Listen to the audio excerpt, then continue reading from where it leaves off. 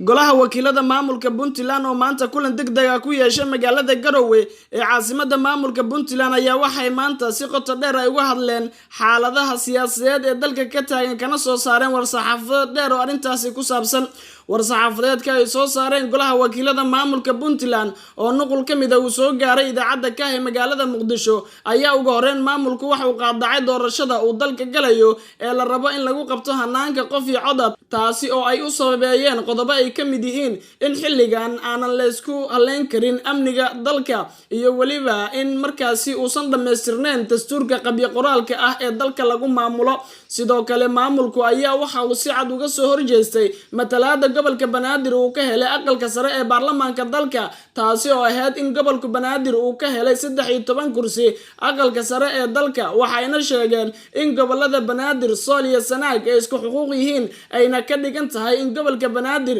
waxa uu helay ay helaan gobolada Sool iyo Sanaag. dhanka kale golaha wakiilada maamulka Puntland ayaa waxay qeybaha kale ama golayaasha kale ee Puntland ugu baaqeen in aysan ka qayb noqon shirkii uu ilaamiyay madaxweynaha dowladda federaalka Soomaaliya Maxamed Cabdullaahi Farmaajo, taasi oo lagu wado in uu markaasi dhaco 5 Julaayo ilaa 8 bisha Julaayo ee soo socota, taasi oo markaasi la isugu soo dhaweynayo dowlad goboleedyada iyo dowladda dhexe ee dalka oo muddo dheer kala aragti duwanaa. isku soo wada duub oo arrintan ayaa waxay ku soo aadaysaa xilli maamulka Puntland uu si xawli ah uga carooday 13 kursi uu helay gobolka Banaadir kana helay aqalka sare ee dalka. waxayna sheegeen in haddii uu maamulka xaqiisa uu ka waayo dowladda dhexe ee dalka ay ka tashan doonaan, taasi oo ay ku sheegeen in dastuurkooda uu u madax banaaneynayo ka tashiga dowladda dhexe.